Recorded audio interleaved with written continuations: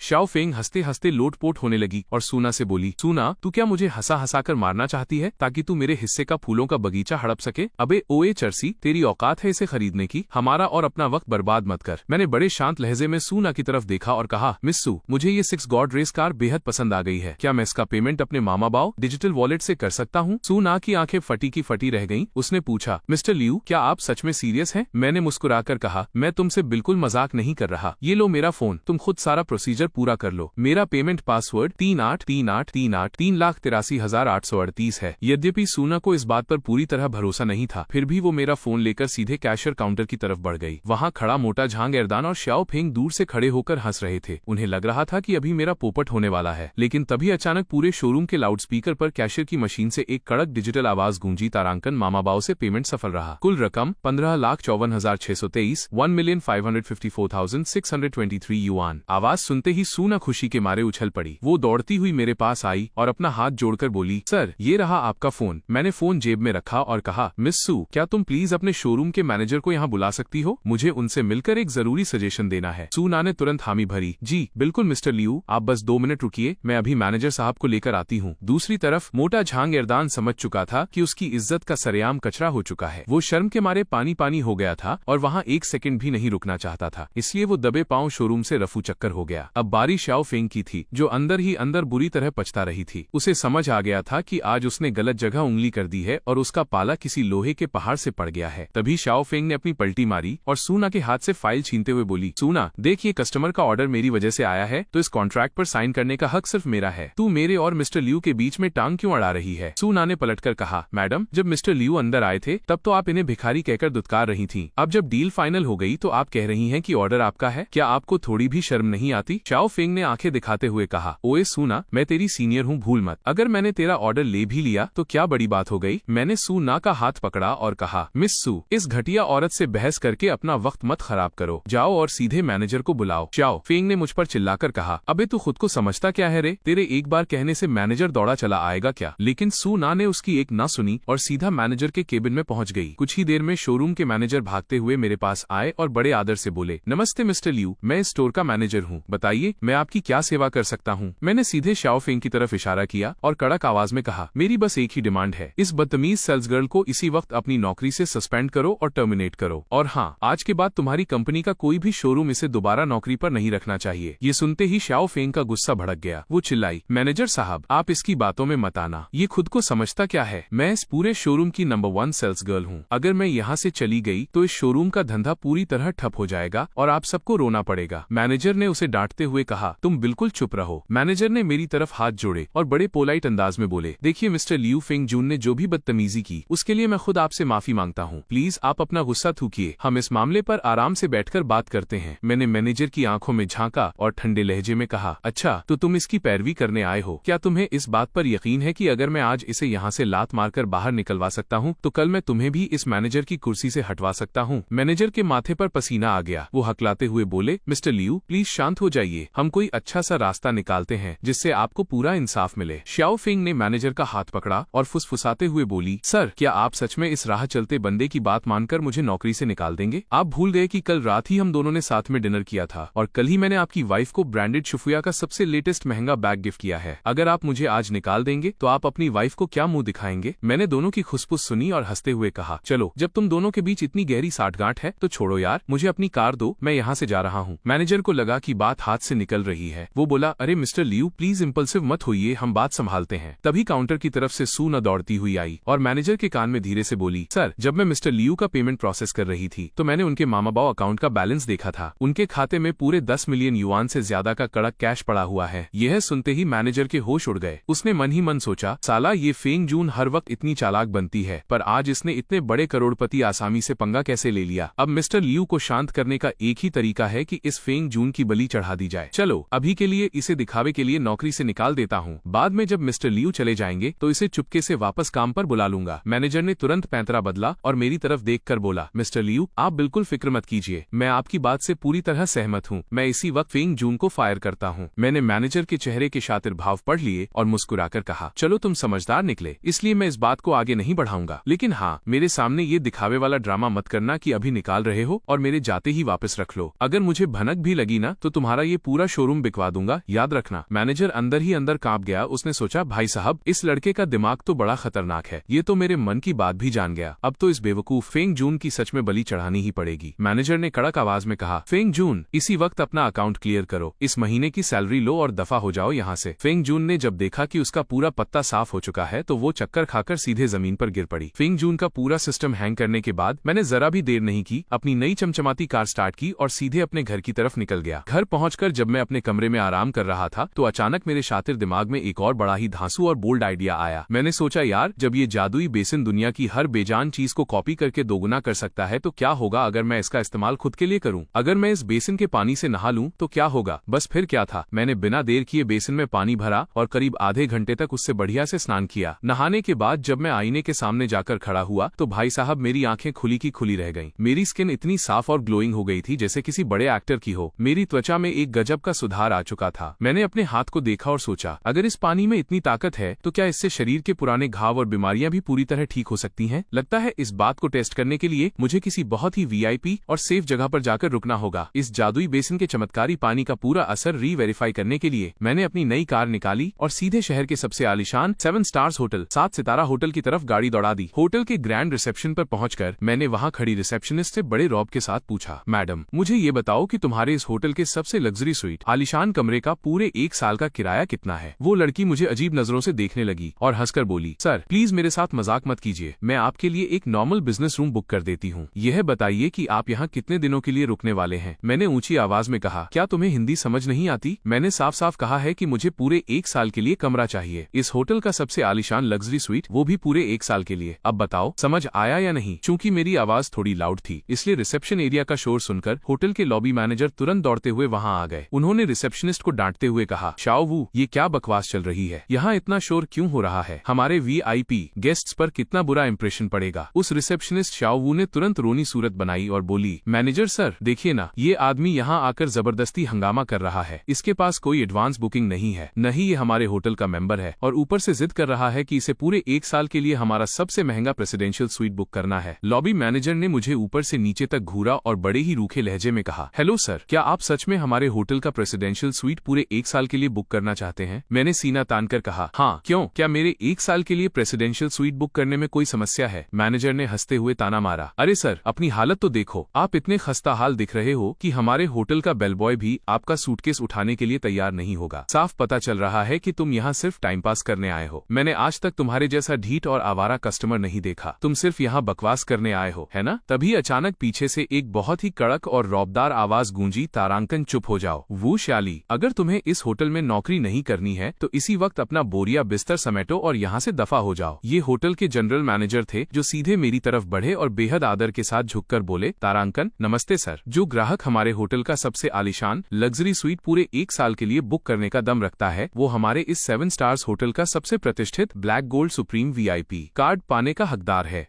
Hotel के general manager ने मुस्कुराते हुए आगे कहा, सर, इस ब्लैक गोल्ड सुप्रीम कार्ड के साथ आप हमारे होटल के सभी मेंबर्स को मिलने वाली VIP सुविधाओं और आलीशान ट्रीटमेंट का पूरा मजा उठा सकते हैं। लेकिन हाँ, हमारे होटल का एक नियम है कि आपको पूरे 1 साल का पेमेंट एक बार में एडवांस करना होगा और बीच में ये पैसा किसी भी कीमत पर रिफंड नहीं होगा। क्या आप अभी अपना रिजर्वेशन कंफर्म करना चाहते हैं? मैंने सीधे अपना कार्ड आगे बढ़ाया और कहा, हाँ बिल्कुल, तुरंत बुक करो। तुम लोग इतनी लंबी चौड़ी बकवास क्यों करते हो भाई? मैनेजर ने मशीन पर कार्ड स्वाइप किया और बड़े आदर से बोला, मिस्टर लियू, आपका कुल बिल 6,164,120 युआन 6,164,120 हुआ है। पेमेंट सक्सेसफुल हो गया है। गॉड्स होटल में आपका स्वागत है। हम उम्मीद करते हैं कि आने वाले 1 साल में यह जगह आपके लिए एक बेहद प्यारा और आरामदायक घर साबित होगी। हमारा पूरा स्टाफ पूरे दिल से आपकी सेवा में हाजिर रहेगा। मैंने मन ही मन हंसते हुए सोचा, देखा भाई साहब, साला पैसा खत्म होने का नाम ही नहीं ले रहा है। अब मैं आराम से खड़े होकर वेट्रेस का इंतजार कर रहा था कि वो आए और मुझे मेरे आलीशान प्रेसिडेंशियल स्वीट की तरफ ले जाए। लेकिन तभी अचानक पीछे से एक जानी पहचानी और चिढ़ानी आवाज आई, अरे अरे देखो यहाँ कौन छुपा बैठा है। Liu long. मैंने पलटकर देखा तो मेरे सामने वही 2 टके के अमीरजादे और उसकी गर्लफ्रेंड यानी वो कुत्ता कुतिया जैसी जोड़ी खड़ी थी। उन्हें देखते ही मेरे दिमाग में पुराना सारा फ्लैशबैक घूमने लगा। साला इसी लड़की शाओया के चक्कर में तो मैंने अपने घर की तोड़-फोड़ डिमोलिशन का सारा पैसा ब्लैक टाइगर को दे दिया था और खुद कंगाल बन गया था। शाओया का वो अमीर बॉयफ्रेंड ली शाओचिंग मुझे घूरते हुए बोला, लियू लॉन्ग, तूने शाओया की सबसे बेस्ट फ्रेंड झो यिंग को उस गोल्ड शॉप की नौकरी से निकलवा दिया ना? इस बदतमीजी का हिसाब कौन देगा बे? मैंने ठंडे लहजे में कहा, झो यिंग को उसके कर्मों का फल मिला है, समझे? उसने जो बोया वही काटा। इसमें मेरा क्या कसूर? और तुम दोनों मेरे मामले में टांग अड़ाना बंद करो। ली शाओचिंग को ताव आ गया। वो चिल्लाया, साले 4 पैसे क्या कमा लिए? तू खुद को इस शहर का बॉस समझने लगा है क्या? अगर तेरे पास से वो पैसा हटा दिया जाए ना तो तू आज भी रास्ते का भिखारी है। तेरी कोई औकात नहीं है। मुझे उसकी बात सुनकर बड़ी हंसी आई। मैंने कहा, अच्छा बेटा, और तुम जो अपने ली ग्रुप के बाप दादा के पैसों के दम पर ऐश कर रहे हो, अगर तुम्हें उस आलीशान बंगले से बाहर निकाल दिया जाए तो तुम क्या हो? और सुनो, मुझसे ज्यादा चिपक कर मत खड़े हो। मुझे डर है कि तुम्हारी इस घटिया सोच की बदबू कहीं मेरे कपड़ों में न लग जाए। ली शाओचिंग गुस्से से लाल हो गया और बोला, बदबू की बात तो तू मत ही कर। तू एक नंबर का आवारा और गिरा हुआ इंसान है। लियू लॉन्ग, तेरे जैसे कंगाल को तो इस अमीर और संभ्रांत समाज के ऊंचे सर्किल में खड़े होने का भी हक नहीं है। बड़े बड़े सपने देखना बंद कर। उसने जेब से एक चांदी का कार्ड निकाला और रौब दिखाते हुए बोला, मैं इस होटल का white silver guest silver member हूँ और इस होटल का एक अनरिटन रूल, अघोषित नियम है कि अगर कोई ऐरा गैरा नत्थु खैरा हमारे जैसे VIP मेंबर से बदतमीजी करता है तो होटल उसे तुरंत लात मारकर बाहर निकाल देता है। उसने लॉबी मैनेजर गुओ को आवाज लगाई, मैनेजर गुओ, ये कबाड़ चुनने वाला देहाती बंदा यहाँ खड़े होकर मेरा मूड खराब कर रहा है। प्लीज इसे इसी वक्त गेट आउट करो। मैनेजर गुओ ने ली शाओचिंग की तरफ देखा और बड़े शांत लेकिन कड़क लहजे में कहा, सॉरी ली शाओ, मिस्टर लियू हमारे होटल के ब्लैक गोल्ड सुप्रीम मेंबर हैं। उनका रुतबा और लेवल आपकी व्हाइट सिल्वर मेंबरशिप से कहीं ज्यादा ऊंचा है, इसलिए मेरे पास उन्हें यहाँ से बाहर निकालने का कोई हक नहीं है। ये सुनते ही ली शाओचिंग के होश उड़ गए। वो चिल्लाया, क्या ये झोपड़पट्टी का टटपूंजिया यहाँ का ब्लैक गोल्ड सुप्रीम मेंबर है? नामुमकिन, ये तो बस एक मामूली सा कीड़ा है। ली शाओचिंग ने हार नहीं मानी। उसने अपना आखिरी पत्ता खेलते हुए कहा, मैनेजर गुओ, तुम शायद भूल रहे हो कि मेरे पिता चेयरमैन ली भी इस होटल के ब्लैक गोल्ड सुप्रीम मेंबर हैं। अब बताओ, तुम इस देहाती को बाहर निकाल रहे हो या नहीं? यह यहाँ खड़ा रहकर मेरी प्राइवेसी और मूड को डिस्टर्ब कर रहा है। मैनेजर गुओ ने 2 टूक जवाब देते हुए कहा, ली शाओ, भले ही चेयरमैन ली हमारे सम्मानित ब्लैक गोल्ड सुप्रीम मेंबर हैं, लेकिन मिस्टर लियू भी उसी सेम लेवल के सुप्रीम मेंबर हैं। हम नहीं चाहते कि आपकी वजह से हमारे किसी दूसरे ब्लैक गोल्ड सुप्रीम मेंबर का एक्सपीरियंस खराब हो। ली शाओचिंग अपनी गर्लफ्रेंड शाओया की तरफ मुड़ा और फुसफुसाते हुए बोला, अरे इस साले के पास बस वो 10 मिलियन युआन ही है। आज नहीं तो कल ये सारे पैसे उड़ा देगा, फिर मैं देखूंगा कि ये कहाँ का नवाब बनता है। मैंने मैनेजर गुओ की तरफ देखा और मुस्कुराते हुए पूछा, मैनेजर गुओ, जरा इन्हें साफ साफ लफ्जों में बताओ कि पावर और रैंक के हिसाब से मेरे और इसके बीच में कौन बड़ा है? मैनेजर गुओ ने कहा, सर, ये सिर्फ एक व्हाइट सिल्वर मेंबर हैं और आप हमारे सबसे ऊंचे ब्लैक गोल्ड सुप्रीम मेंबर हैं और आप हमारे सबसे ऊंचे ब्लैक गोल्ड सुप्रीम मेंबर हैं, तो हिसाब से ये आपके सामने बहुत छोटे हैं। मैंने कहा, बहुत बढ़िया मैनेजर गुओ, तो होटल के नियमों के मुताबिक अगर कोई छोटा सिल्वर मेंबर मुझ जैसे सुप्रीम मेंबर से जुबान लड़ाए और बदतमीजी करे तो उसके साथ क्या किया जाना चाहिए? ये सुनते ही ली शाओचिंग का पारा चढ़ गया। वो चीखा, तेरी इतनी हिम्मत, तुझे पता है मेरा बाप कौन है? मैनेजर गुओ ने उसे बीच में ही टोकते हुए कहा, मिस्टर ली, बेहद अच्छे से जानता हूँ कि चेयरमैन ली आपके पिता हैं, लेकिन मुझे पूरा भरोसा है कि चेयरमैन ली भी हमारे होटल के इस नियम का पूरा सम्मान करेंगे। इतना कहने के बाद मैनेजर गुओ ने तुरंत अपनी जेब से वॉकी टॉकी निकाला और सिक्योरिटी सिक्योरिटी गार्ड्स को अलर्ट कर दिया। कुछ ही सेकंड में होटल के 2 तगड़े और बाहुबली जैसे सिक्योरिटी गार्ड्स वहां पहुंच गए और उन्होंने ली शाओचिंग को दोनों तरफ से दबोच लिया। ली शाओचिंग छटपटाते हुए चिल्लाया, सालो तुम्हारी इतनी हिम्मत कि तुम मुझे हाथ लगाओ। मैनेजर गुओ ने मुस्कुराते हुए कहा, मिस्टर ली आप बात को बढ़ा रहे हैं, हमारे गार्ड्स बस आपको बाहर तक छोड़ने जा रहे हैं ताकि मिस्टर लियू आराम से अपने कमरे में जाके रेस्ट कर सकें। प्लीज हमारे काम में रुकावट मत डालिए। इसके बाद मैनेजर गुओ खुद बड़े आदर के साथ मुझे अंदर ले गए। प्रेसिडेंशियल स्वीट के अंदर कदम रखते ही भाई साहब नजारा देखने लायक था। मैं वहाँ के एकदम मखमली और आलीशान सोफे पर राजा बाबू की तरह पसर गया। मैंने मन ही मन सोचा, चलो भाई चमचमाती कार भी आ गई और रहने के लिए 5 स्टार ठिकाना भी मिल गया। अब वक्त आ गया है कि दुनिया के कुछ पुराने हिसाब किताब चुकता किए जाएं। मैंने तुरंत अपनी जेब से फोन निकाला और व्हाट्सएप पर उस कबाड़ दुकान वाली झोयिंग को एक कड़क मैसेज ठोका, तारांकन झोयिंग, हाँ भाई बताओ अब तुम मेरा क्या उखाड़ लोगी? मैं तुम्हें एक सीधी और साफ बात बता दूं, अब सिर्फ वो ली शाओचिंग ही नहीं बल्कि अगर तुम उस गुंडे ब्लैक टाइगर को भी अपने साथ ले आओ ना तो भी तुम्हारा ये भाई किसी के सामने झुकने वाला नहीं है। मैसेज भेजने के कुछ ही देर बाद मेरे फोन पर झो यिंग का एक मैसेज आया जिसमें उसने बड़े सीधे और संस्कारी तरीके से मुझे हेलो लिखा था। मैं जोर से हंसा और मुझे समझ आ गया कि ये सब उसकी नौटंकी है। दरअसल इस वक्त झो यिंग सीधे ब्लैक टाइगर के पास पहुंचकर मेरे खिलाफ रोना रो रही थी और शिकायतें कर रही थी। ब्लैक टाइगर जब झो यिंग की बात सुनी तो वो सोफे से उछल पड़ा। क्या 10 मिलियन युआन? साले के पास अचानक इतना सारा कैश कहाँ से आ गया? झो यिंग ने आग लगाते हुए कहा, टाइगर भाई पक्का उस भिखारी ने कहीं बहुत बड़ी चोरी की है। वो साला इतना कंगाल था कि पहले आपके सामने हाथ फैलाकर लोन मांग रहा था। अगर उसके पास पहले से इतना पैसा होता तो वो आपके चक्कर काटता क्या? टाइगर भाई आपको मेरी मदद करनी ही होगी, उसने मुझे सरेआम जलील किया है। ब्लैक टाइगर ने सिगरेट का धुआं उड़ाते हुए कहा, शाओइंग बात ऐसी है कि लियू लॉन्ग ने मेरा सारा उधार पाई पाई समेत चुका दिया है। अब उसके पास वो 10 मिलियन कहाँ से आए? चाहे उसने चोरी की हो या डकैती, वो उसका पैसा है। मैं बिना वजह उससे पंगा क्यों लूं? झो यिंग ने ब्लैक टाइगर की बाह पकड़ी और अपनी कटीली नजरों से देखते हुए बड़े ही प्यार से फुसफुसाकर बोली, लेकिन टाइगर भाई मुझे बहुत बुरा लग रहा है, मेरा दिल टूट गया है। अगर आप आज इस मामले में मेरी मदद करके उस लियू लांग को सबक सिखा दें तो आज रात आप जैसा कहेंगे मैं आपके लिए वो सब कुछ करने को तैयार हूँ। अगली सुबह जब मेरी आंख खुली तो मैंने टाइम देखने के लिए अपना फोन उठाया। जैसे ही मैंने स्क्रीन ऑन की भाई साहब मेरे होश उड़ गए। फोन की स्क्रीन पर पूरे 1 दर्जन से ज्यादा मिस कॉल्स पड़े हुए थे और वो सारे के सारे मिस कॉल्स किसी और के नहीं बल्कि उसी सूदखोर ब्लैक टाइगर के थे। मेरे चेहरे पर एक शातिर और कुटिल मुस्कान आ गई। मैंने मन ही मन कहा, चलो भाई आखिरकार मछली जाल में फंस ही गई। लगता है कल रात जो पासा मैंने फेंका था उसमें तुम्हारी ये गेम पूरी तरह से ओवर होने वाली है। मैंने बड़े आराम से अपना व्हाट्सएप खोला और कुछ पोस्ट और स्टेटस चेक करने लगा तो देखा कि पूरा इनबॉक्स झो यिंग के मैसेजेस से भरा पड़ा था। मुझे लगा था कि ब्लैक टाइगर बड़ा शातिर और समझदार खिलाड़ी है, लेकिन वो भी साला इस लड़की के हुस्न के जाल में फंसकर इतना बड़ा बेवकूफ बन जाएगा ये मैंने सोचा नहीं था। नवेले करोड़पति बाबू आ गए। बड़े दुर्लभ दर्शन दिए मिस्टर लियू। मैंने एक झूठी लाचारी दिखाते हुए कहा, अरे टाइगर भाई प्लीज मेरा मजाक मत उड़ाओ। ब्लैक टाइगर ने काउंटर पर हाथ मारा और चिल्लाया, अबे ये उतरा हुआ रोतलू चेहरा किसे दिखा रहा है बे? तुझे क्या लग रहा है मैं तेरे पैसे हड़पने आया हूँ?